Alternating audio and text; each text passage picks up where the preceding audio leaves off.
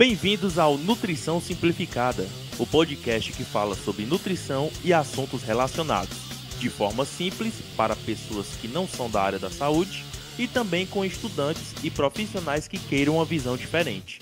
Meu nome é Matheus Silvestre, diretamente da capital do Ceará. Bom dia, boa tarde ou boa noite. Aqui quem fala é Carlos Eduardo, do Rio de Janeiro.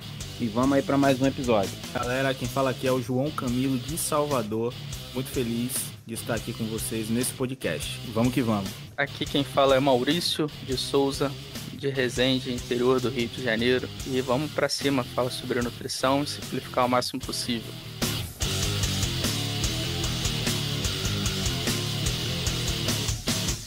No episódio de hoje, nosso bate-papo dessa semana, a gente está trazendo para vocês uma lista de 4 suplementos nível A de evidência, ou seja, eles já foram testados em vários estudos e foram comprovados a eficácia deles. E lembrando aqui o seguinte: se você já é aquela pessoa que está com sua dieta ajustada, está treinando frequente e está num nível já de intermediário para avançado, aí vale sim a pena investir em suplementação, porque não adianta de nada você começar uma rotina de exercícios, uma rotina alimentar, mudar mesmo o que você estava fazendo antes para algo mais saudável e já entrar de cabeça na questão de suplementação. Primeiro você tem que ajustar a sua alimentação, ajustar a ingestão hídrica, ajustar sono. Quando tudo isso aí estiver regulado, tudo isso aí estiver em equilíbrio, aí sim vale a pena o investimento em suplementos. Então, para vocês, 4 suplementos nível A de evidências.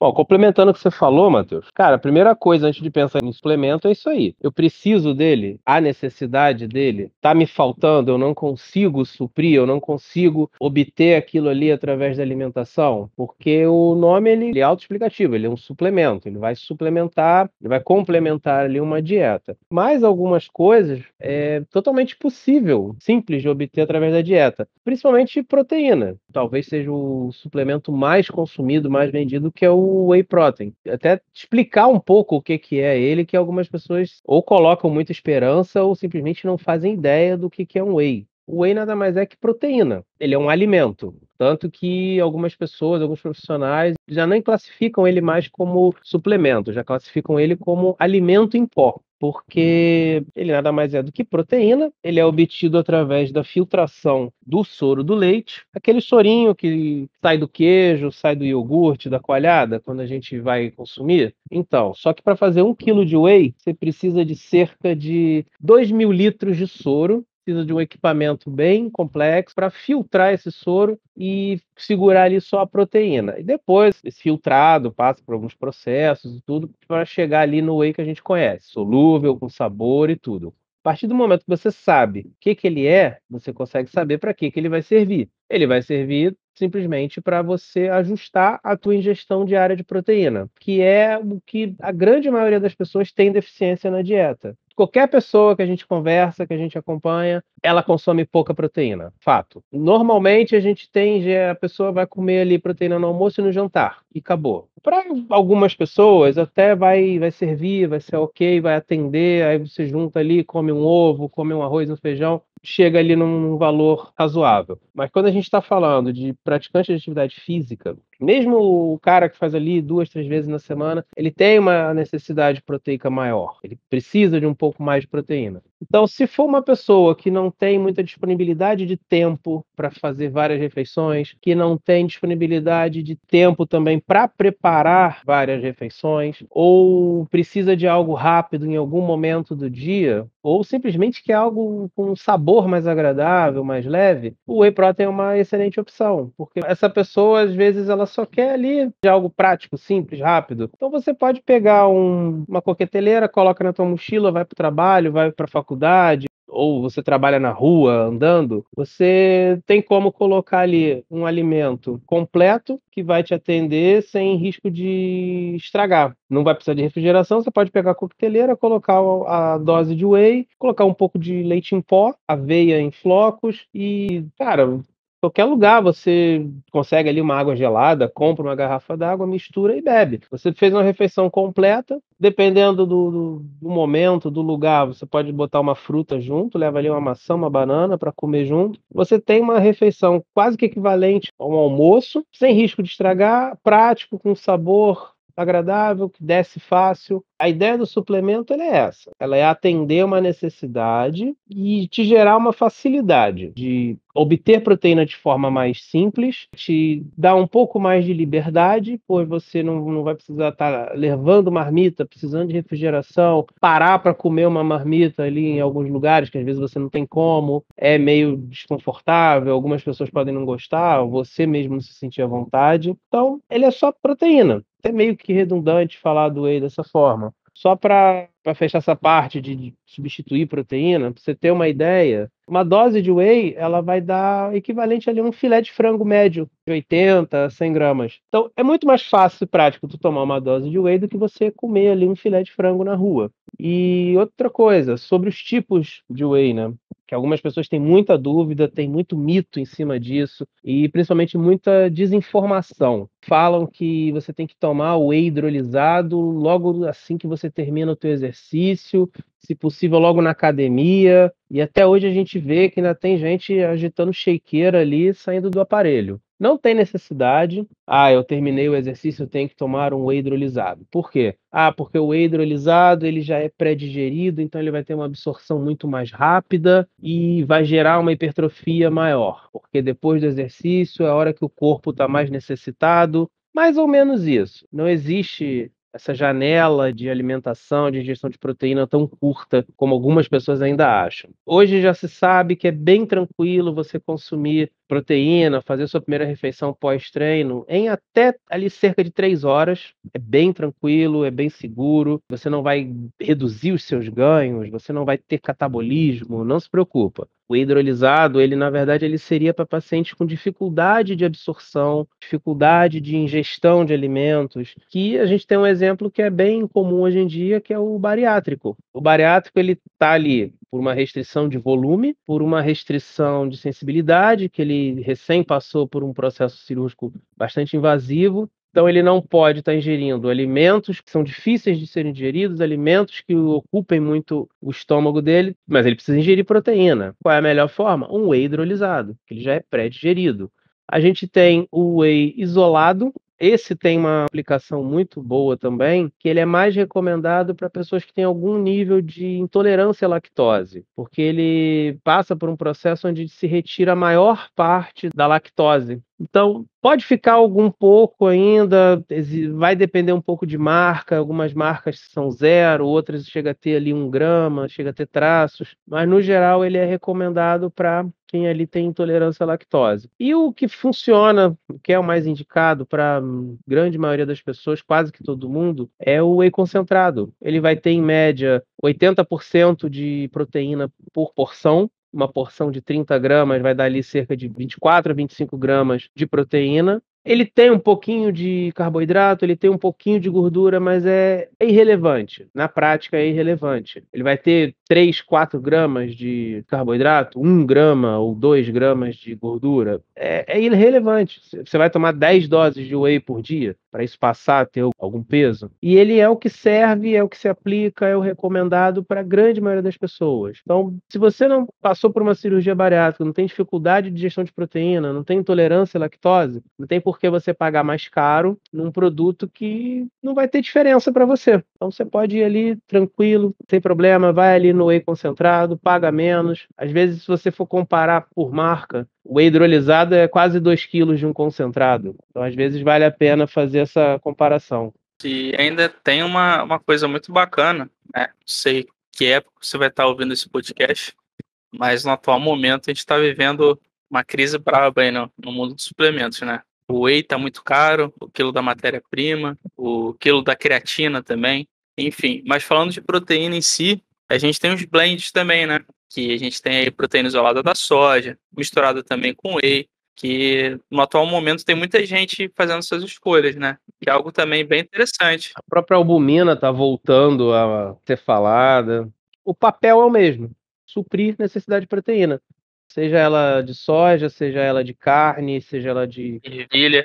soro do leite, a da ervilha, para quem é ali vegetarianismo, veganismo. E uma coisa interessante também, a gente pode estar aqui, até o Maurício tocou no assunto, só para complementar um pouco, né, do que o Carlos já falou muito bem. O blend, por ele ter a sua composição mais de 3 tipos de proteína, acaba, né, adicionando aí ou proteína da carne, ou proteína da soja, às vezes albumina. Então isso torna o produto mais acessível, por ter um pouco de cada. E o que muitas pessoas às vezes se pegam muito no blend, é que o blend ele acaba tendo um pouco mais de carbo. Mas o que é um pouco mais de carbo? 9 gramas, 10 gramas. E a galera às vezes tem uma noia que essa quantidade de carboidrato vai engordar. Eu que trabalho com suplementação, eu vejo isso diariamente. Quando as pessoas olham para um blend, elas se sentem até atraídas pelo valor do produto. Mas quando elas olham a composição nutricional lá e elas veem 10 gramas de carbo, elas ficam com medo porque elas acham que vão engordar. É incrível isso. Eu sempre falo, velho, 10 gramas de carboidrato não é nada. O blend também ele tem um diferencial que ele tem uma digestão um pouco mais lenta. Então ele segura um pouco mais até mesmo do que a whey, né? Por ele ter esses 4, 5, 6, 7 tipos de proteína, a depender do blend. Então isso acaba gerando, né, uma digestão um pouco mais lenta, que pode ser benéfico aí, principalmente aquelas pessoas que não conseguem, né, fazer, por exemplo, refeições em intervalos. Mas isso você também pode fazer com a própria whey, claro. Você pode bater com leite, você pode colocar uma aveia, é o que lentifica também a digestão. Mas o blend é uma excelente opção, né? Albumina é uma excelente opção. Proteína da soja também é uma excelente opção. Muita gente tem aquele preconceito besta da soja, né? Parece que a galera parou nos anos 90 com aquela ideia de que a soja vai aumentar o hormônio feminino e o homem vai ficar com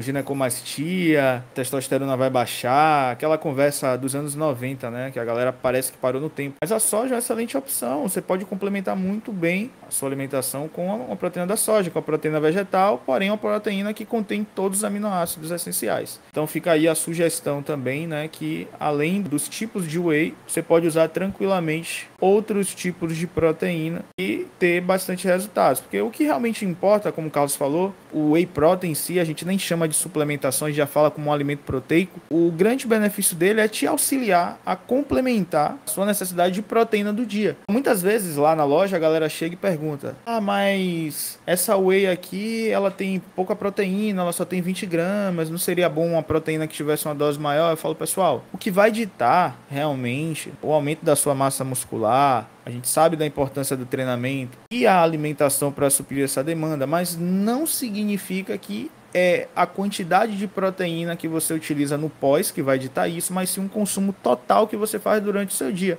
Então não se pegue a quantidade em produtos que vendem aquela ideia de que você tem que tomar uma dose maior. Não, o que você precisa é fazer um consumo proteico durante o seu dia. E aquelas 30, 20 gramas que uma whey pode dar, ela vai te auxiliar apenas a complementar o que você precisa. Nada mais, nada menos do que isso. Você não vai ficar um Ronnie Coleman porque você tomou uma whey de última geração. Isso não existe. O que importa realmente é a sua quantidade proteica no final do dia. Não importa de onde vem essa proteína, se vem da albumina, se vem da soja, se vem da carne. O que importa é você consumir a quantidade de proteína que você precisa. Uma dose de whey, ela vai ser, dependendo da pessoa, ela vai ser 1/5, 1/6 da ingestão proteica diária dela. Principalmente se for mulher, né?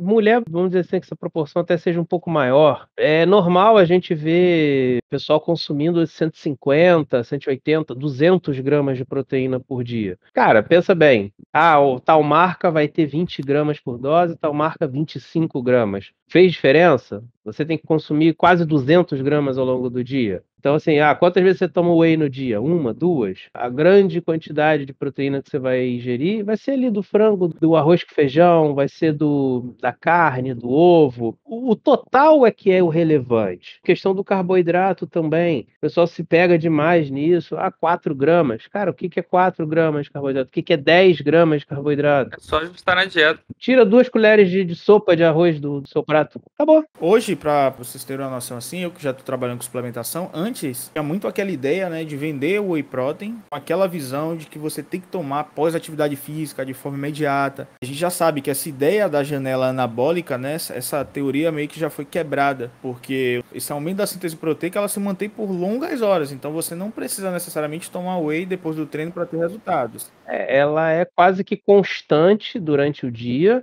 e ela tem pequenos picos de acordo Uhum. com a alimentação. A ingestão de proteína está diretamente relacionada a um aumento de síntese proteica. Ok, isso é comprovado. Aminoácido na corrente sanguínea estimula a síntese proteica. Mas não quer dizer que você vai ter síntese proteica somente após o exercício com a ingestão de proteína. Perfeito. Por isso que a recomendação mais básica que a gente tem é que a gente pegue a proteína do dia e fracione em pelo menos 4 refeições. Perfeito. Isso já dá uma orientação de que a síntese proteica ela acontece ao longo do dia. Ela é 24 horas. Ela vai ter períodos maiores e menores. O fracionamento da proteína dentro da dieta, dentro do dia, é que vai manter isso estável. Não é a dose de whey. Tanto que muita gente já abriu a cabeça para isso e usa o whey hoje com uma fruta no café da manhã, porque não gosta de comer ovo. Perfeito. Para algumas pessoas é impossível você comer um filé de frango ou um sanduíche de frango desfiado no café. Mas, poxa, um whey batido com fruta desce, um whey com iogurte. Eu sempre tenho indicado pra galera utilizar o whey protein, principalmente num horário, tá na faculdade, no intervalo, no trabalho, porque nem todo mundo tem tempo de abrir uma marmita com uma batata doce, com um arroz e um frango, porque às vezes é maçante. E nem todo lugar dá pra gente fazer isso. Em todo lugar dá pra você fazer isso. Não é confortável, às vezes, você tá, por exemplo, em uma sala de aula e você abrir uma marmita. Tá num ambiente de trabalho ali e você abrir uma marmita. Então, a dose do whey protein ali você já leva na garrafinha, na coqueteleira, né? Com aveia, pode colocar ali um leite em pó também, uma fruta. Então, é uma refeição que você faz aí em 2 minutinhos. Então, essa ideia de que o whey só serve para pós-treino imediato, já caiu por terra, né? As pessoas estão abrindo os olhos e vendo que sim, dá para utilizar o whey protein nos momentos. Aquilo é um alimento em pó. Claro que tem muitas pessoas ainda que têm essa ilusão de que tem que tomar whey isolado, hidrolisado, depois do treino imediato. Que elas se acostumaram a essa visão e elas também não buscaram informações verdadeiras, né? Então é muito bom a gente falar sobre isso aqui, porque é o que eu sempre falo, a gente não está colocando aqui, criando polêmica. O que a gente está falando é passando a informação verdadeira. E até mesmo para as pessoas que trabalham com suplementação, é interessante a verdade ser dita, porque você atrai mais o cliente, você atrai mais as pessoas, porque você está passando uma informação coerente e verdadeira, e você amplia o horizonte de pessoas que podem se tornar novos consumidores também da proteína, caso haja uma necessidade. Então, quando a gente vai falar sobre whey protein, é bom a gente falar isso, a gente alcançar outros públicos. Será que uma criança pode usar um whey protein? Pode. Será que um idoso pode usar whey protein? Pode, pô. Entendeu? Então, será que é melhor o que para uma criança manhã cedo ela tomar um todinho? Tem algum problema tomar todinho? Não. Mas que nutricionalmente falando, seria mais interessante um pai fazer um shake para um filho com whey protein, aveia, leite, uma fruta, ou a criança tomar um todinho? Então, olha, hoje a gente vive aquela ideia de que o whey é só para marombeiro, e até mesmo, eu vou falar isso aqui, muitas vezes até as marcas de suplementação, nas suas próprias mídias, no seu próprio marketing, eles focam muito só no atleta de fisiculturismo. E eu vou falar outra coisa aqui, atleta de fisiculturismo não compra suplemento. Não compra suplemento. Então, as marcas precisam focar muito mais também nas pessoas comuns. As pessoas comuns têm que entender que ela pode. Você que está ouvindo o podcast, você é um indivíduo comum que não é fisiculturista, que não é atleta de alto rendimento, ou você é um idoso, ou você é um jovem. Sim, você pode utilizar o whey protein. Você pode sem problema, porque é um alimento proteico. Se você come frango, se você come carne, se você come ovo, você também pode tomar whey. E eu vou esticar um pouquinho isso que você falou. Aqui, ó, meu filho é sócio do meu whey aqui, cara. Ele leva na garrafinha dele para a escola, leva um sanduíche, leva uma fruta e eventualmente leva um whey com leite. Aqueles de caixinha ali, o Iopro, eu compro 10 e tomo 2. Ele pega no lanche da tarde aqui e, cara, é tranquilo, é simplesmente comida. Eu vou falar até bem melhor sobre idoso. Tem um exemplo aqui que é sensacional. O meu sogro, ele tem 67 anos, tem um vigor físico extraordinário. Talvez a gente aqui não tenha, porque ele trabalha quase 40 anos com obra.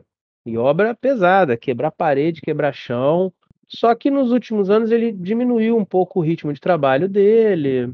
Então ele ficou um pouco mais parado. Às vezes ele trabalha 3 vezes na semana. Ele deu uma reduzida no ritmo dele. Só que ele é aquele tipo de pessoa que faz 2 refeições no dia. Ele toma um café, e o café dele era um pão e um café, literalmente. Pedreiragem. Só que 2 refeições. Então era assim, o café da manhã, um pão puro ali, com uma manteiguinha, acabou, um café preto e vai trabalhar. O almoço é aquele prato que você não vê quem tá atrás. Beleza. Ok. Ele chega em casa, ele não tem o hábito de jantar. Nunca teve, ele não curte. Aí o que ele faz? Ele toma um café, um lanche, um pão ali com queijo, um requeijão, às vezes toma um leite, às vezes toma um suco e vai dormir. É tudo que ele come. E ele estava perdendo massa. Perdendo massa, ele nunca foi gordo, quase não tem gordura. Você só viu braço e perna e ombro, tudo encolhendo. E eu conversando com ele, puxando ali o que ele come, o que ele não come. Cara, ele estava facilmente consumindo metade da proteína que ele deveria. Sarcopenia é Só brabo. falei pra ele, Sarcopenia. olha, ó, tá aqui 1 quilo de whey protein. Você vai tomar isso aqui todo dia de manhã com fruta. Vai botar 30 gramas, vai bater com leite e uma fruta. Se gostar, bota uma aveia. Cara, ele não fica sem mais. Ele gostou do sabor, ele gostou da praticidade. Às vezes ele leva com ele. E assim, você vê. O mais importante dos benefícios, É. né? Na verdade. E ele começou a fazer umas caminhadas, assim, 9, 10 quilômetros. E ele estava se sentindo muito cansado, muito cansado, muito cansado. E ficava 2, 3 dias dolorido. Falei, você não tá recuperando, teu corpo não tá recuperando, você não come proteína. Cara, hoje ele não fica sem whey, ele gosta do sabor, ele acha prático, ele diz que fica alimentado, chega no almoço, ele não precisa comer tanto. E ele simplesmente parou de perder massa. Cara, mas quando você fala para uma pessoa de quase 70 anos, fala assim, toma whey protein. Ué, mas isso aí é para quem faz musculação? Não, não é. Isso aqui é para quem não consegue comer. E hoje, fico feliz quando eu vejo muito, muito profissional, a gente dá uma passada na internet, e eu acho que o maior público para whey protein não é o marombeiro, não é o cara da academia. Eu falo hoje, assim, com a maior certeza do mundo, o melhor público para whey hoje é criança, adolescente e idoso. Falo com certeza. Eu concordo plenamente. Mas sabe por quê, Carlos? Eu tava comentando até com um amigo meu, falei, velho, as marcas de suplementação, elas entraram tanto no hype da mídia, do atleta, do fisiculturista, até mesmo, por exemplo, a gente vai ver algumas marcas, os vídeos da própria empresa, o Instagram, sempre focando no atleta do fisiculturismo, sempre mostrando... Propaganda. Sempre o bodybuilder, aquele cara fortão. As pessoas às vezes vinculam até o próprio whey protein com outra coisa, né? Porque... Pensam que é medicação, é hormônio, é droga. Isso. Mas já tem marcas que já fazem esse trabalho, né, que alcançam um público mais comum. Então, hoje, eu acho que as empresas de suplementação, elas deveriam focar nisso, pô, porque quem consome suplemento hoje é o público comum, as pessoas comuns, sabe? Trazer maior quantidade de informações sobre isso, de vincular essa ideia de fisiculturismo, né? Somos todos atletas, né? De quem quer sair. Cara, já começa nas embalagens e nos nomes. Evas. Levels. É Black Devil, Skull, Diabo e... Pô, cara, é embalagem cheia de caveira, cheia de osso e dragão e uns nomes. Pô, tem gente que não compra porque o troço tá escrito... É do justiceiro. O troço tá escrito Black Devil. Caraca, eu vou tomar um troço que tá escrito Diabo Preto. O irmãozinho da igreja não vai comprar, não. Parada dessa aí. Acontecesse comigo de uma pessoa não comprar o suplemento porque tinha o nome Diabo, né, no suplemento. A pessoa, não, pode ser até bom, mas pelo nome eu não vou comprar. Tem o pré-treino Diabo Verde. Aí tem o Whey Black Skull. Aí tu olha uma caveirinha. Cara, pô, a Dona Maria lá não vai entrar na loja de suplemento. Sim. Mas a gente precisa também ter uma mudança na legislação para isso, porque hoje o suplemento ele não pode ser vendido em supermercado, por exemplo. Ele tem que estar restrito à loja de produtos naturais e suplementos e farmácia. Eu ouvi até o nutricionista Rodolfo Pérez falando um pouco sobre isso. E a própria cultura lá dos Estados Unidos, né? Que isso já tá na prateleira do mercado. Você compra em loja de conveniência no posto de gasolina. Isso já é comum, então é acessível. Para as pessoas isso é comum lá. A criança tomar whey... Aqui ainda é um tabu. Quando você fala que uma criança pode tomar whey protein, o pai e a mãe já ficam desesperados. Não, meu filho pode tomar. Igual quando a gente fala que o idoso pode utilizar creatina. Meu Deus, né? E até o que eu vou abordar.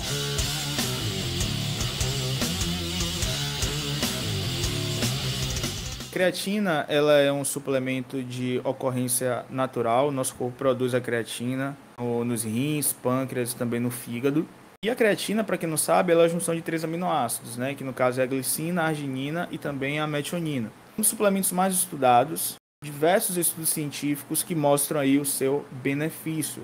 Uma coisa bastante interessante é que há alguns anos atrás a creatina ela foi proibida pela Anvisa aqui no Brasil. Através dessa proibição, diversas instituições começaram a fazer vários estudos com a creatina, porque existiam denúncias, pessoas afirmando que a creatina causava danos nos rins, danos também no fígado, e com isso, né, a creatina ela foi proibida para que houvesse maiores estudos de forma mais relevante, para que realmente pudesse ter uma confirmação de que esse produto não iria trazer nenhum dano à saúde das pessoas que utilizassem. Com isso, foram feitos diversos estudos, principalmente em grandes instituições, e a creatina se mostrou um suplemento muito benéfico, sem nenhum colateral, né? Então, É considerado o mais seguro que tem. considerado os suplementos mais seguros. Então, nós temos aí estudos com crianças utilizando doses altas de creatina por um longo período de tempo, idosos utilizando creatina sem nenhum efeito colateral.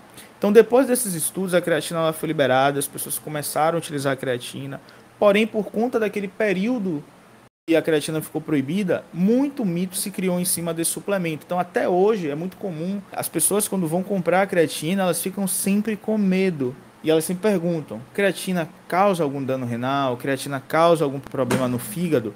Isso é muito comum, as pessoas perguntam isso porque elas têm medo. Mas, como o Carlos falou, a creatina ela é um suplemento extremamente seguro, ela não causa nenhum dano à sua saúde, mesmo tomando ela em uma quantidade, né, que é um pouco maior e por longos períodos.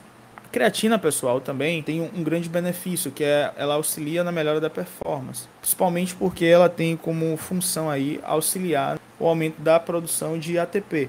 Então, o ATP está relacionado à nossa energia, à nossa moeda energética.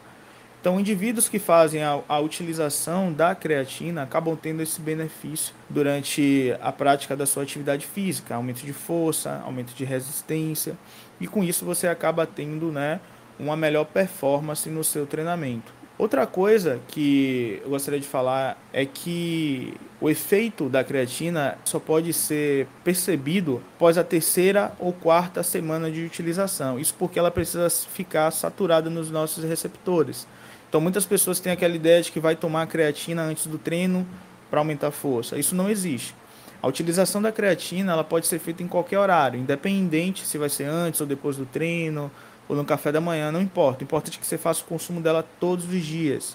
Mesmo nos dias que você não treina, você pode estar fazendo a utilização da creatina para que você possa realmente ter esse benefício. Por quê? Porque ela vai ter um efeito a partir do uso crônico, né? Um uso que você faz de forma contínua. Muitas pessoas, elas pensam que pode utilizar a creatina por um mês e tem que parar, mas não é assim. Você pode usar a creatina tranquilamente por 2 meses, 3 meses, 4 meses, 5 meses, 1 ano, 2 anos, sem parar, sem nenhum efeito adverso. Isso já é comprovado em estudos científicos, então você pode manter tranquilamente a utilização da creatina sem medo de ter qualquer efeito colateral. Então essa é uma das dúvidas mais comuns que as pessoas têm. Até pouco tempo atrás também tinha um custo-benefício, né? Só que com o aumento do preço da creatina, a creatina ela teve um aumento, se eu não me engano, de 80%, né, a 90% mais ou menos, então aumentou bastante. Uma creatina de 300 gramas que antes custava em média R$70, R$79, hoje está custando 150, R$160. As pessoas estão se assustando bastante com o preço da creatina, mas na minha opinião ainda vale a pena porque a maioria das pessoas utilizam em média aí de 5 a 6 gramas de creatina, então um pote de 300 gramas vai estar durando em média 50 dias a 60 dias. Relativamente ainda continua valendo a pena na minha opinião, principalmente porque através da alimentação a gente não consegue a quantidade de creatina ideal. Creatina a gente pode encontrar aí principalmente em fonte animal, no caso carnes vermelhas, também nos peixes, porém para que a gente encontre uma quantidade que a gente consegue através da suplementação, a gente teria que consumir uma quantidade muito grande dessas fontes de proteína animal. E financeiramente falando, acaba sendo mais viável fazer a utilização da creatina, né? Teoricamente seria possível obter essa quantidade da alimentação. Teoricamente. Só que logisticamente é inviável, né? E financeiramente, porque você teria que comer 1 quilo de carne vermelha por certeza. dia. Outra coisa também que a galera sempre tem dúvida em relação à creatina é sobre a retenção. É verdade isso? Sim, é verdade. A creatina causa retenção. A retenção boa. Você fica bonito. Isso, a retenção intramuscular é dentro do músculo. Isso é muito bom. Diversas vezes eu já ouvi isso. Eu tomei creatina e fiquei inchado. As pessoas sempre querem terceirizar a culpa. Diversas vezes as pessoas já chegaram para mim e falaram: Camila, eu tomei determinado whey e engordei. Aí você fala: como é que você engordou tomando whey se uma dose de whey tem 140, 130 calorias? você não engordou tomando whey, você engordou porque você está comendo pra caramba e você está colocando a culpa no suplemento, que não tem nada a ver. Então a creatina ela não retém de uma forma ruim, porque a retenção da creatina é dentro do músculo. Agora, se você está retido, é porque você está fazendo um consumo exagerado de sódio na sua alimentação. Tua dieta tá errada, você Errada. não tá fazendo cardio, Isso. tá bebendo pouca água. Com certeza. Não adianta culpar o suplemento por isso. Mulheres também, eu percebo muito, as mulheres têm um medo de tomar creatina, cara, é incrível. Eu não tomo creatina porque eu vou ficar retida e etc. Ficar inchada, meu Deus, gente, a creatina não é a responsável por isso. Se você for olhar, essa retenção que a creatina causa para você, mulher, é interessantíssima. Seu músculo vai ficar mais torneado, você vai ver ali o preenchimento melhor da sua musculatura, você vai estar mais hidratada. Vai melhorar o tônus muscular, firmeza. Pô, você vai treinar mais pesado. Poxa, é show de bola, pô. Principalmente das pernas ali, que a mulherada gosta, né? O músculo grande. Isso, entendeu? Então, pô, é benéfico demais. Então, vamos perder essa visão, às vezes, antiga, lá dos anos 80, 90, porque a informação, ela tá aqui pra gente, né? Os estudos científicos estão aí, os grandes profissionais da área de nutrição estão aí, quebrando esses mitos, mostrando que é possível sim você fazer a utilização, suplementação de forma inteligente e ter resultado. Então a creatina é um desses suplementos, né? E outras atividades, elas estão descobrindo que podem tirar proveito da creatina, né? Porque se você simplificar o funcionamento dela, ela vai fazer você conseguir executar um pouco mais de força por um pouco mais de tempo. Assim, falando bem simplificado mesmo, né? Vamos botar assim, na musculação, você conseguiria fazer 3, 4 repetições a mais, colocaria uma plaquinha a mais, pegaria um halter 2 quilos mais pesado. Então ela te dá uma capacidade de fazer um pouco mais de trabalho. Mas você pode jogar esse benefício dela para outros esportes. E um esporte que está usando muito de um tempo para cá é a corrida. Aí você pensa, mas a corrida é endurance, é um exercício de média intensidade por longos períodos de tempo. Teoricamente não teria esse apoio da creatina? Mais ou menos, porque é aquilo que a gente já falou antes, né, em outro episódio. As vias metabólicas do exercício, elas estão ativas o tempo todo. Algumas modalidades ativam mais uma via do que outras. No caso da musculação, a gente ativa muito a via anaeróbica, aquela via que a gente precisa de energia muito rápida. Na corrida, a gente já usa mais a via aeróbica. O nome do exercício, né, o exercício aeróbico. Então, a gente tem mais ação do lactato, isso, né? No caso da musculação. Na musculação, a gente tem mais ação do metabolismo anaeróbio lático, né? A gente tem mais ação da fosfocreatina. Isso, a fosfocreatina, que vai ser a geração de energia mais rápida possível, e ela vai ajudar na recuperação do ATP. Ela vai pegar o ATP quebrado, que vira ADP, e a creatina entra junto e recupera. Ela acelera esse processo. Uma ressíntese. Isso, a ressíntese de ATP. É o que todo mundo fala da creatina, né? Se você fazia um exercício com 50 quilos e precisava descansar 2 minutos, agora você faz o exercício com 50 quilos e descansa 1 minuto e meio, 1 minuto. Ela também tem essa vantagem na recuperação. Dando exemplo da corrida. Um corredor de 10 quilômetros, de 21, tem dentro da planilha de treino dele, treinos mais longos, com velocidade mais baixa, mas ele tem os treinos de tiro. Quem é da corrida vai saber o que é isso. Tem lá 10 tiros de 400, 3 tiros de 800, 5 tiros de 1.000 metros, que são treinos onde ele precisa de muita explosão, muita força, e ele tem um tempo para descansar. Então, se o corredor ele está fazendo uso da creatina regular, fez aquele período ali de 15 a 20 dias para encher os estoques e ela passar a fornecer os benefícios, o corredor vai ter esse benefício. Ele vai ter a resistência maior no treino de tiro, no treino de intensidade dele, ele vai ter uma recuperação melhor entre esses treinos. E outra, qualquer atividade física, ela tem que ter uma musculação acessória. Seja um lutador, um corredor, um ciclista, um triatleta. A musculação ela é um exercício base para praticamente qualquer atividade física. Você vai ver um nadador, ele faz musculação. Um corredor, um jogador de vôlei, um jogador de basquete, todo mundo faz musculação. Então, se o corredor ele faz musculação também, por que ele também não pode usar creatina? Se um ciclista, ele faz musculação também, por que ele não pode usar creatina? E o ciclista também, ele tem treinos de velocidade, treinos de explosão, não é só treino longo, ele não tem só provas longas. Então, é um suplemento que ele está muito preso, ele está muito enraizado na cultura da academia, da musculação, mas que está engatinhando ali para sair. A creatina está saindo da academia. Ela está entrando em outros lugares e isso é muito bom. Tem jogador de futebol, né? A gente vê jogador de futebol, corredor, como você falou. Você pega um atacante que tem que dar sprint, tiro. Sim, com certeza.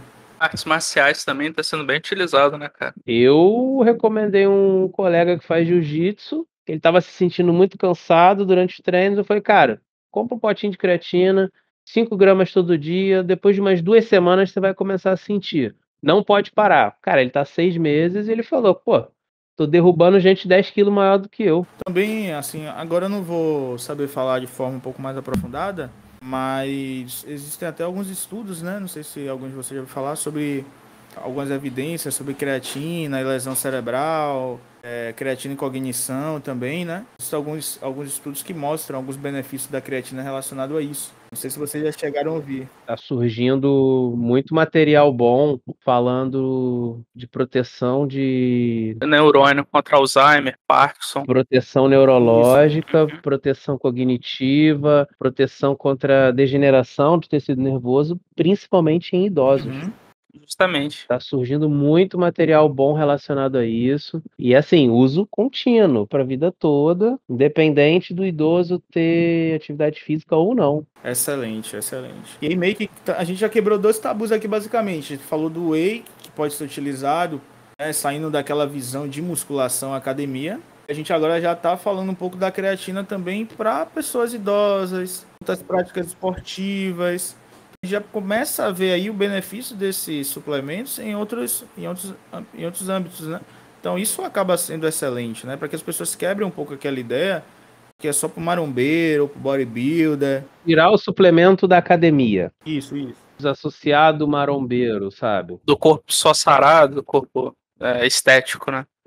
Cara, quer ver uma coisa melhor do que isso? O whey em dieta de emagrecimento. Hoje é quase impossível você ter uma dieta de emagrecimento que não tenha um whey protein ali. Total. Outra coisa interessante que vale lembrar é o mito da creatina causar pedra nos rins, né? Foi falado aí da fosfocreatina, que é produzida no músculo. Você vê o pessoal associando os altos níveis de creatinina no sangue à lesão nos rins, né? Deixando claro para você ouvinte que a creatinina nada mais é do que um produto dessa fosfocreatina. A partir da degradação dessa fosfocreatina, é produzida essa creatinina, e o fato de aumentar os níveis dela no sangue pode ser por conta desse aumento do consumo de proteínas, pode ser por conta do aumento da atividade física, da musculação, ou seja, o músculo produz fosfocreatina que, ao ser degradada, produz creatinina. Então,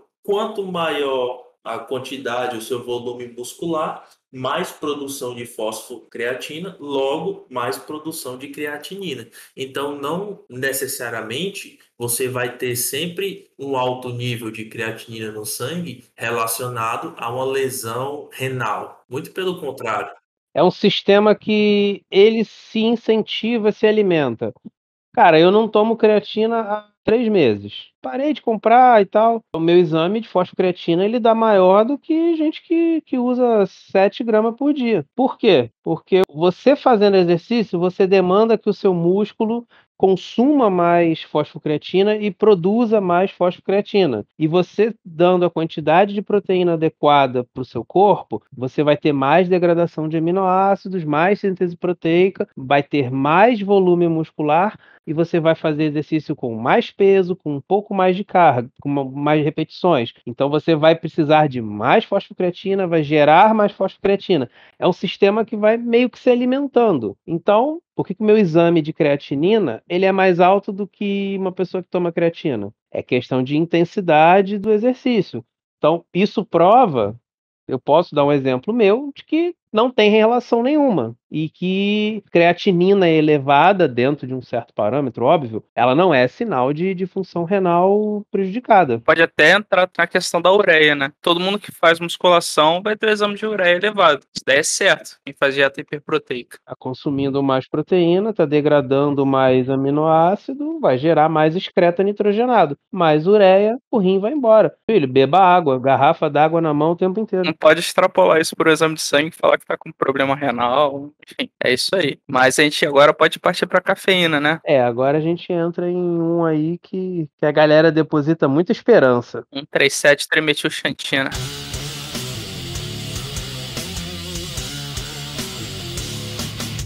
A gente já falou de whey, já falamos de creatina, agora a gente vai partir para cafeína. O interessante da cafeína é que muita gente trata ela como um termogênico, né?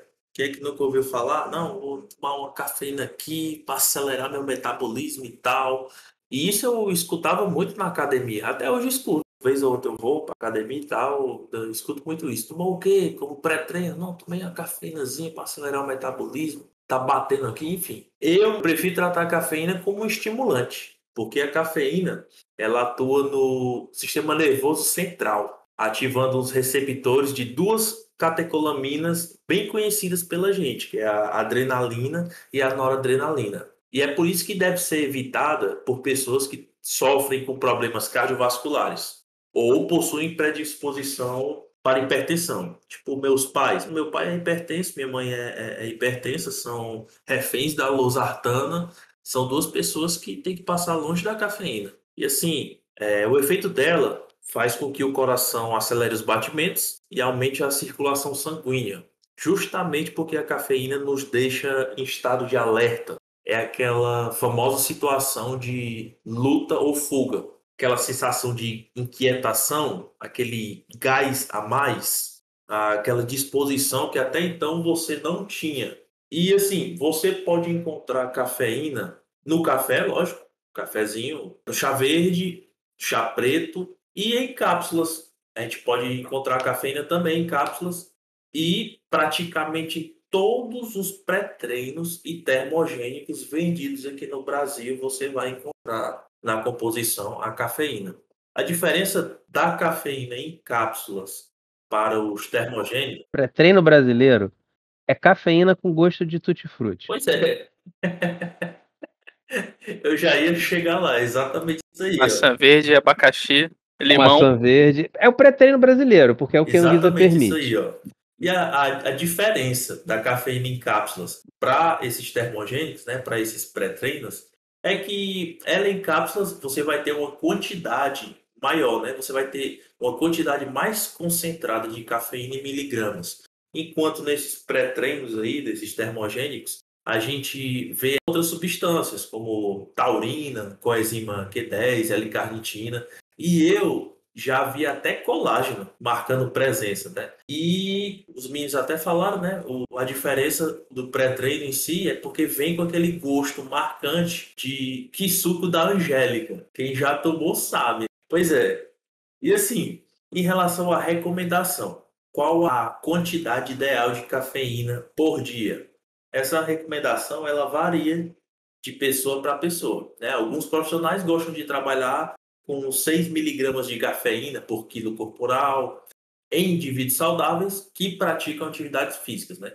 E para pessoas que não praticam atividade física e têm o café como algo cultural, como patrimônio histórico do brasileiro, como algo que faz parte da sua rotina, do seu dia a dia, a OMS recomenda a ingestão de até 200 miligramas de cafeína por dia. E equivale a umas 3 ou 4 xícaras de café. Aquele pingado que a gente faz em casa, se liga?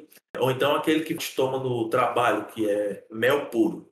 Um café expresso de cafeteria, ele pode apresentar na sua composição uns 100 miligramas de cafeína por dose. Uma xícarazinha de café pode ter 100 miligramas de cafeína. E no caso, com 2 xícaras, você já bateria a ingestão diária de café. A cafeína ela tem a sua absorção bem rápida, com um pico de ação entre 30 a 40 minutos. E o seu efeito pode durar em torno de uns 8 a 12 horas, a depender da pessoa. Ela fica no seu organismo de 8 a 12 horas, ou seja, você vai ter esse efeito em torno desse período aí, de 8 a 12 horas. Agora, um cuidado para quem tem dificuldade para dormir ou sofre com insônia. É bom ficar ligado quanto ao uso da cafeína perto da hora de deitar, para não atrapalhar o sono. Vocês podem me questionar, Matheus, mas eu conheço gente que depois de jantar bebe um cafezinho e vai dormir. Beleza. A cafeína ela não vai impedir de você dormir, você vai dormir. Entretanto, ela vai atrapalhar o seu sono mais profundo. Se eu não me engano, é o REM, né? Isso, é o sono mais profundo, é o sono reparador. Pronto, você vai dormir, você vai estar lá dormindo, mas vai ser aquele sono que você vai ficar virando de um lado para o outro, atrás de uma posição que lhe agrade mais. Vai ser aquele som que você vai ficar ouvindo o barulho do ventilador, vai ser aquele sono que você está ali de olho fechado. Será que eu desliguei mesmo o carro? Será que a porta da geladeira não está aberta? Será mesmo que aquele trabalho da faculdade vai dar certo? Ou seja, você simplesmente está de olho fechado, mas você não vai atingir aquele sono reparador. E acaba que acordando até mais cansado do que você foi antes de dormir. Muitas pessoas que tratam a cafeína como um termogênico, e de fato ele tem sim um potencial termogênico, mas acaba que o marketing por trás disso tudo, né, extrapola demais quando vende essa ideia de que para adquirir esse efeito termogênico da cafeína, basta tomar regularmente em grandes doses que vai queimar a gordura. E não é assim que funciona, porque o efeito termogênico da cafeína se dá justamente pela ativação das duas catecolaminas lá, que atuam ambas, né, no recrutamento de tecido adiposo e na quebra dos triglicerídeos, assim jogando os ácidos graxos na corrente sanguínea. Só que, como já foi falado em outro podcast, a gente, para ter esse efeito de queima de gordura, a gente tem que garantir um ambiente propício a essa queima de gordura. E que ambiente seria esse? Déficit calórico. É exatamente isso aí. Se você não tiver em déficit calórico, vai ser irrisório esse efeito todo da cafeína. Não adianta se entupir de 400, 600 miligramas de cafeína pensando que vai dobrar o efeito, que não vai. Porque já tem estudo aí dizendo que o consumo, né, de uma dose grande de cafeína, vamos por 600 miligramas, você vai ter um gasto ali termogênico de 50 calorias. O custo-benefício é muito alto e não vale a pena, porque fora os efeitos colaterais, né, desse uso excessivo de cafeína, como sudorese, taquicardia, crise de ansiedade, insônia, são apenas 50 calorias que só em tu passar naquela padaria lá Só respirar o cheirinho do pão de queijo. e só respirar o cheirinho de pão de queijo já se vai essas 50 calorias. Então é irrisório. E uma coisa legal, Matheus, é falar da sensibilidade, né? Você vai ficando menos sensível ao longo do tempo, Isso. né? Vai ter que Tendo que aumentar a tomar dose. doses maiores e ficar cada vez mais dependente. E para esse efeito tão irrisório. Pois é, exatamente. É tanto que a gente que toma cafeína, eu já tomei para experimentar e tal, realmente os efeitos e tudo. O que é que eu fazia? Eu tomava durante o período, assim, fiz por conta própria, não recomendo. A gente sempre recomenda aqui a ajuda de profissional, mas a gente testei, deu certo, o que é que eu fazia? Acabava o potezinho de cafeína, eu deixava para comprar outro daqui a 2, 3 meses, que é quando o corpo vai se recuperando, vai se acostumando, sem aquele uso da cafeína, para poder você voltar a tomar novamente. Então, assim, para que serve a cafeína? Para quem, né? Por que eu vou utilizar a cafeína? Para que eu vou utilizar? Moral da história. A cafeína ela vai servir para aqueles dias que você tá preguiçoso, assim na lata, tem bufo. Aqueles dias que você não quer mais nada com a vida, quer só chegar em casa, tomar o banho, botar a roupa mais folgada, deitar no sofá e esperar o mundo acabar, pronto. Ah, mas tem treino, mas tem aquela aula lá, sei lá, combinei de sair com os amigos, mas tô sem ânimo pra caramba. pronto, a cafeína vai entrar nisso aí. Naqueles dias que você não está com vontade de fazer nada. Ou então, se você já é atleta, ou alguém que gosta, já é um praticante assim de atividade física e quer melhorar a sua performance, a gente gosta muito de citar o exemplo aqui de corredor, porque o Carlos manja pra caramba. Já foi tempo, mas ainda tem a experiência fica. Pronto, então assim, você tem mais propriedade para falar de corrida do que eu, mas alguém que queira melhorar a performance, né? Você tá ali fazendo seus 15 quilômetros, quer aumentar para 21, aí seria bacana você incluir uma cafeínazinha para dar aquele estímulo a mais para você conseguir ultrapassar o seu limite. É porque basicamente vamos botar assim, o mecanismo principal da cafeína como estimulante, ela vai aumentar a tua resistência à fadiga, ela vai alterar a tua percepção de fadiga, ela vai alterar a tua percepção de dor e ela vai melhorar a tua concentração. Muitas vezes, você numa corrida, você para, diminui o ritmo, dá uma caminhada, no meio da corrida você dá uma pausa, faz uma caminhada, ou diminui o ritmo, não faz mais aquele tempo que você pretendia, porque ou você desconcentra, ou você está sentindo algum desconforto ali, um cansaço muscular mais localizado, ou você já está começando a sentir uma fadiga antes da hora. Então, na corrida, a cafeína ela tem muito esse efeito, né? Ela melhora a tua concentração, você fica bem mais focado, você vai demorar a perceber aquele cansaço da atividade, algumas dores. Eu estou falando de dor, mas a dor do cansaço, gente, não é uma dor de lesão, não, que ninguém tem que correr lesionado. É aquela fadiga, assim, quem corre vai saber, aquela dorzinha na parte de trás da coxa, aquela fisgada que dá na lombar ou na panturrilha, quando você não está com uma postura legal.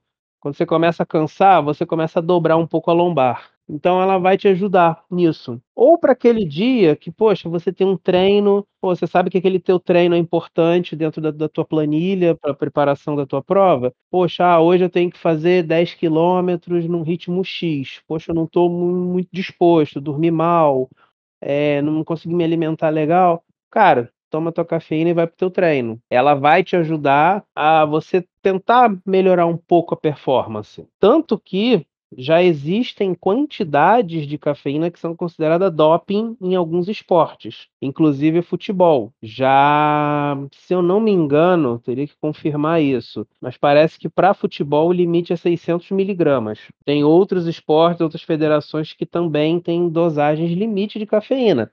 Tamanho o ganho que você tem dessa percepção de dor, fadiga e melhora de concentração. Interessante isso aí, eu não sabia dessa não. É bom até a gente dar uma olhadinha, depois compartilha com a galera no Instagram. Agora a gente vai para uma parte mais contraída. Eu vou falar para vocês algumas curiosidades sobre a cafeína. Você que está ouvindo nosso podcast, você que é amante do café, que não pode viver sem café, que todo dia tem que ter café, porque senão vai ficar com dor de cabeça. Hoje eu vou te explicar o porquê dessa sua dor de cabeça. Ou então você, assim como eu, que depois que toma uma xícarazinha de café, passa assim uns 15 a 20 minutos, já dá aquela vontadezinha de obrar. Para quem não sabe o que é obrar, é ir para o banheiro, número 2. Pois é, eu vou explicar também o porquê que isso acontece. Então vamos lá. Primeira curiosidade, a dor de cabeça. Por que amantes de café, por que consumidores de café, quando param de beber, dá logo dor de cabeça? Minha esposa é um exemplo disso aí. Se ela passasse um dia sem beber café, no outro ela já amanhece com uma dor de cabeça forte, forte mesmo. E eu vou explicar por quê. A cafeína, ela, além de ser vasodilatadora, ela também atua como vasoconstritora.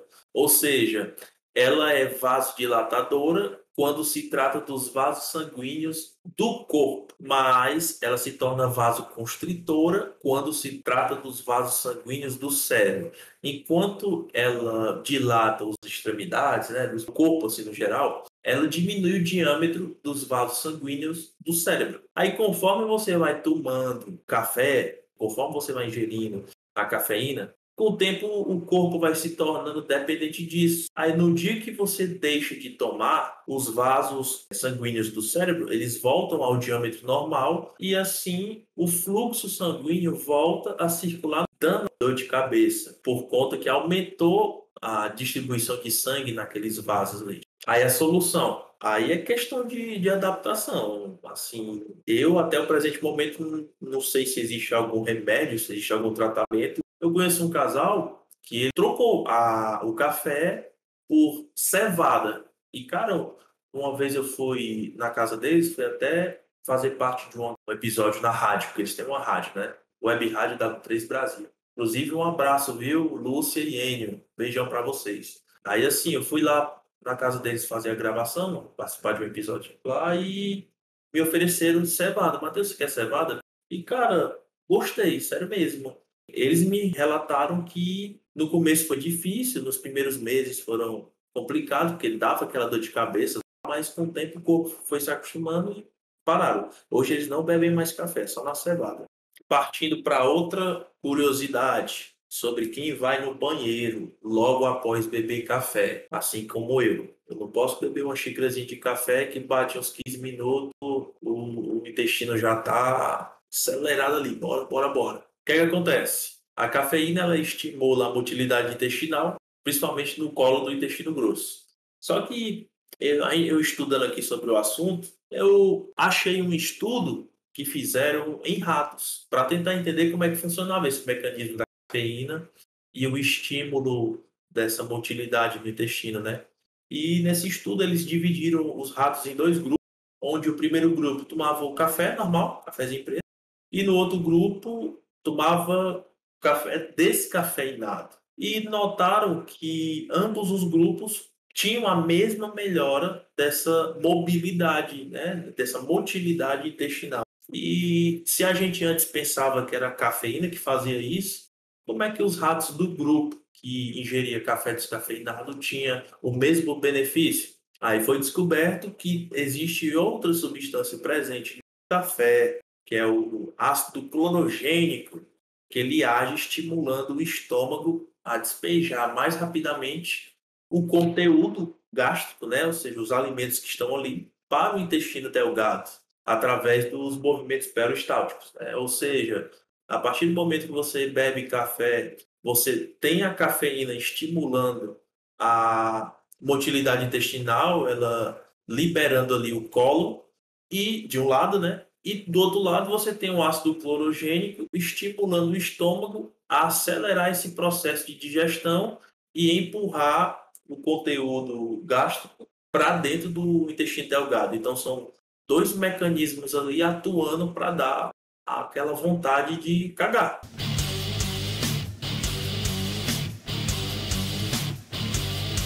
Então, galera, agora a gente vai trazer aqui o nosso quarto e último suplemento classe A. E a gente vai falar agora da betalanina. Então, o que vem a ser a betalanina? Ela é um tamponante, ela vai atuar no sistema tampão dentro do miócito.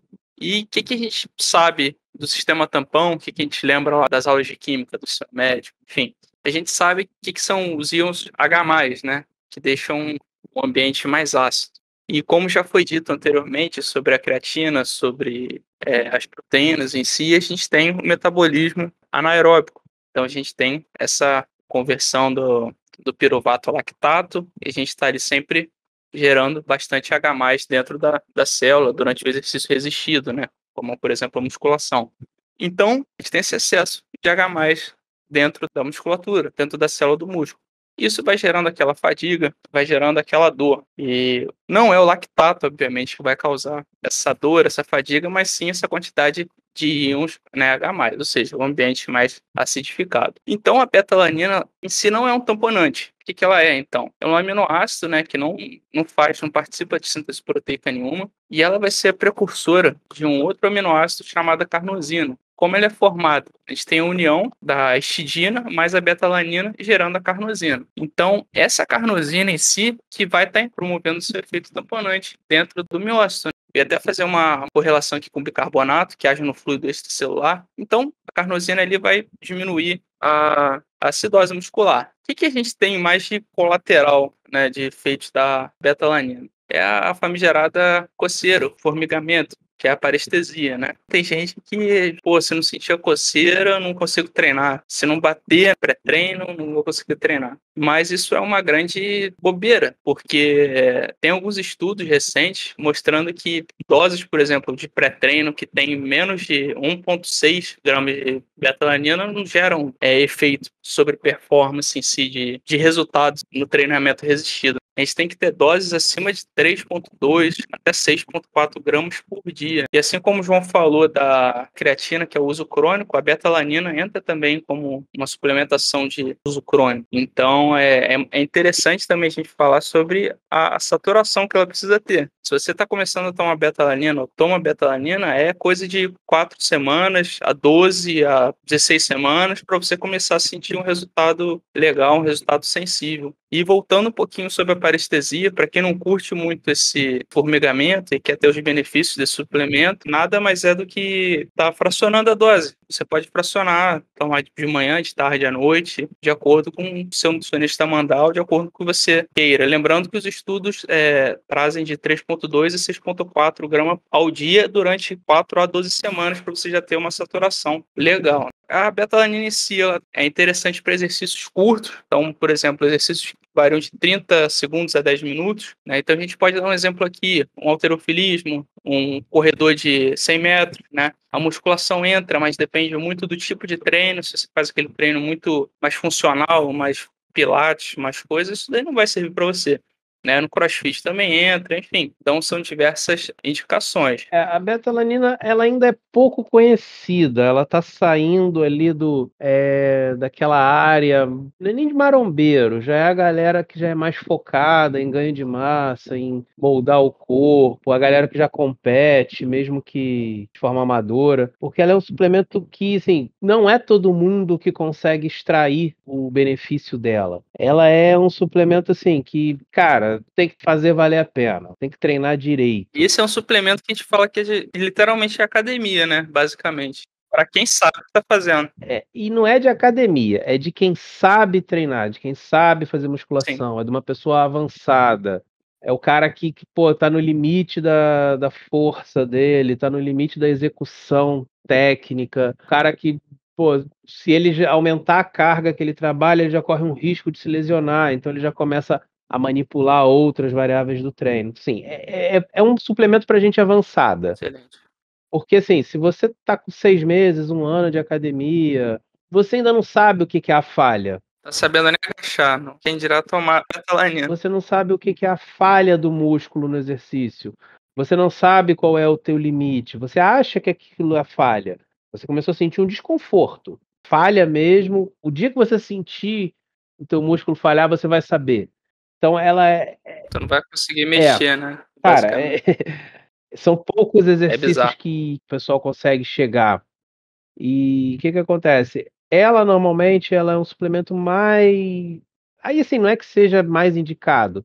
Culturalmente, se usa muito ela em período de bulking, em período de ganho de massa, seja usuário de esteroide ou não, porque ela vai trabalhar junto com a tua força, ela vai trabalhar junto com a tua resistência.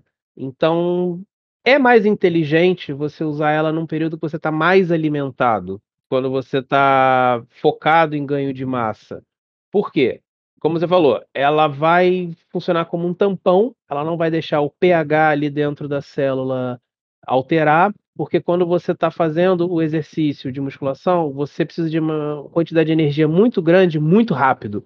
Então você acaba indo para a via anaeróbica. Você vai ter a quebra da glicose, vai ter liberação de piruvato, formação de ácido lático. Não é esse ácido lático que dá a dor e a queimação, como algumas pessoas pensam. É o H+, né? Isso, é a liberação de íons de hidrogênio, ou H+. Essa liberação desses íons de hidrogênio, eles tornam ali o ambiente mais ácido. Então, essa queimação que você sente fazendo o exercício é acidificação. E existe um limite, existe uma tolerância do músculo a essa queda do pH, porque o pH vai se tornando mais ácido, ele vai diminuindo, né? Ele vai ali de 7,3 para 7,1, 7,0. Ele não pode variar muito, porque isso vai começar a prejudicar outras funções da célula, vai desnaturar a proteína, vai danificar a própria célula. Isso quem faz dieta alcalina tá sempre de boa, né? Dieta alcalina e outras paradinhas, né? Eu conheço um fisiculturista que gosta muito de estar falando sobre dieta alcalina, E outras paradinhas. não fala da seringa que ele usa. Eu tô quieto para não xingar ninguém.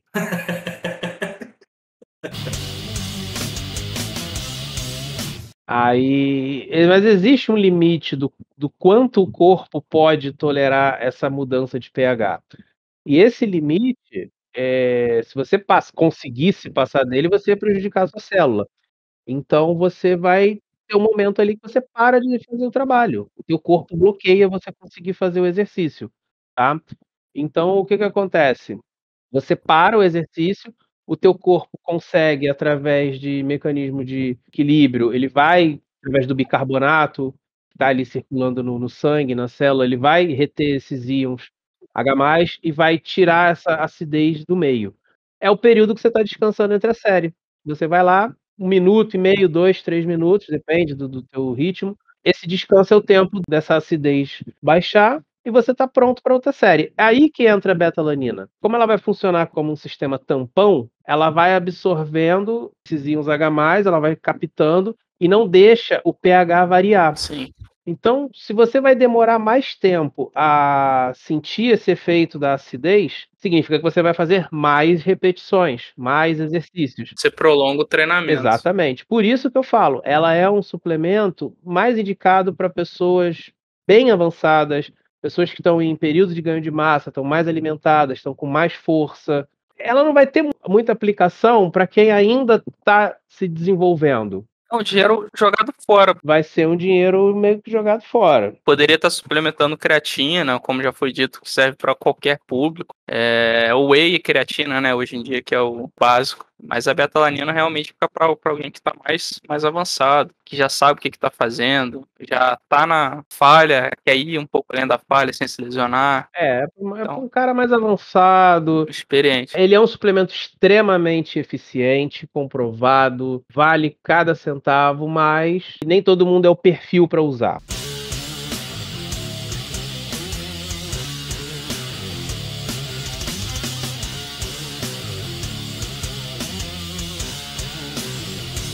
E vamos chegando ao fim de mais um episódio. Vale lembrar vocês de estar seguindo a gente no Instagram, @simplificadanutricão, e vai estar aberto para tirar dúvidas, mandarem sugestões. E deixem algum comentário, alguma sugestão, alguma crítica, quais tipos de conteúdo vocês querem ver aqui. Então, fica aí a sugestão para vocês estarem seguindo a gente lá no Instagram, novamente, @simplificadanutricão. E é isso, pessoal.